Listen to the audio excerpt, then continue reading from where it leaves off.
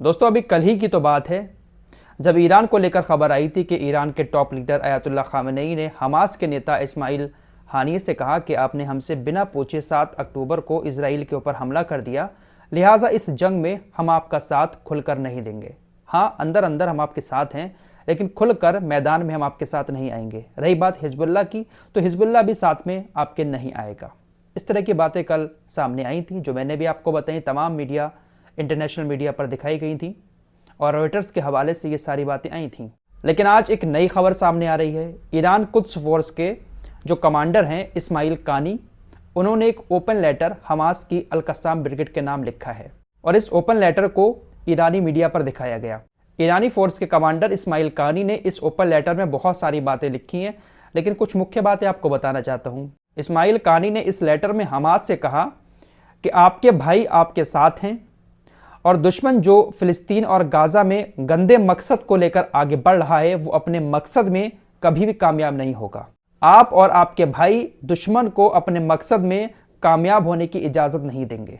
इस्माइल कानी ने हमास से आगे कहा कि हमारे बीच जो भाईचारा है ये भाईचारा हमेशा कायम रहेगा और हम आपको विश्वास दिलाते हैं कि इस ऐतिहासिक लड़ाई में हमसे जो करना होगा वो हम सब करेंगे। और भी बहुत सारी बातें इस ओपन लेटर में लिखी गई हैं, लेकिन ज़्यादातर बातें जो हैं वो हमास के समर्थन में ही हैं। इस्माइल कानी ने साफ कह दिया कि हमास जो आपका दुश्मन है वो हमारा दुश्मन है, हमारे बीच जो भाईचारा है वो हमेशा कायम रहेगा और हम हर संभव कोशिश करेंगे कि आपकी इस ऐतिहासिक लड़ाई में मदद करें।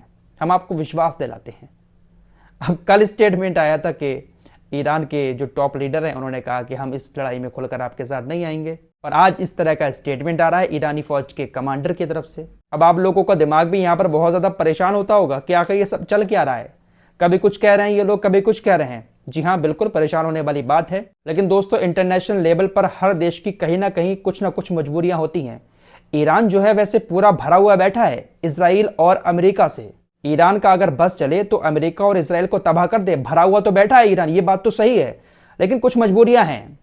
एक मजबूरी यह है कि अमेरिका एक बहुत बड़ा फंड रिलीज करने वाला है ईरान का, तो हो सकता है कि ईरान इसी वजह से दबा हुआ हो, क्योंकि पैसे का मामला है और देश चलाने के लिए पैसा चाहिए होता है। और अमेरिका एक ऐसा देश है जो हर देश के ऊपर उसका हाथ होता है। कहीं ना कहीं अमेरिका से हर देश थोड़ा बहुत दबा हुआ होता है। तो अमेरिका एक बहुत बड़ा फंड रिलीज कर रहा है, अरबों डॉलर हैं। तो हो सकता है कि इन्हीं पॉलिटिकल इश्यूज की वजह से ईरान खुलकर सामने नहीं आ रहा है। उनके नेता ने बयान दिया, लेकिन अब कमांडर ने कहा कि हम आपके साथ हैं।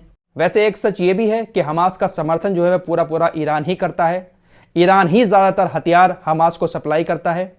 तो अंदर अंदर तो ईरान पूरी तरह से हमास के साथ है, लेकिन खुलकर क्यों नहीं आ रहा है सामने, खुलकर जंग में नहीं कूद रहा है? इसका मतलब यही है कि कहीं ना कहीं कुछ पॉलिटिकल इश्यूज हैं जिस वजह से ईरान दबा हुआ है। इसी बीच हिजबुल्लाह का भी अभी थोड़ी देर पहले एक स्टेटमेंट सामने आया। हिजबुल्लाह ने भी कहा कि हमने दक्षिणी लेबनान से 3 अलग अलग जगहों पर अटैक किए और 3 इजरायली सैनिकों को निशाना बनाया। हिजबुल्लाह के इस दावे पर अभी तक इजरायली सेना की तरफ से कोई रिएक्शन, कोई रिप्लाई नहीं दिया गया है। तो फिलहाल ये तो सच है कि ईरान और हिजबुल्लाह हैं तो हमास के साथ, अंदर अंदर पूरा सहयोग कर रहे हैं। हिजबुल्लाह इसलिए खुलकर सामने नहीं आ रहा है कि अगर हम खुलकर जंग में कूद गए तो इजराइल हमारे लेबनान पर हमले शुरू कर देगा, लेबनान में आम नागरिक मारे जाएंगे। वहीं ईरान जो है कुछ पॉलिटिकल इश्यूज की वजह से शायद दबा हुआ है। फिलहाल आप लोगों का इस पूरे मामले पर क्या कहना है, कमेंट बॉक्स में जरूर बताएं। मिलते हैं एक और नए वीडियो के साथ, तब तक के लिए अपना ख्याल रखिए।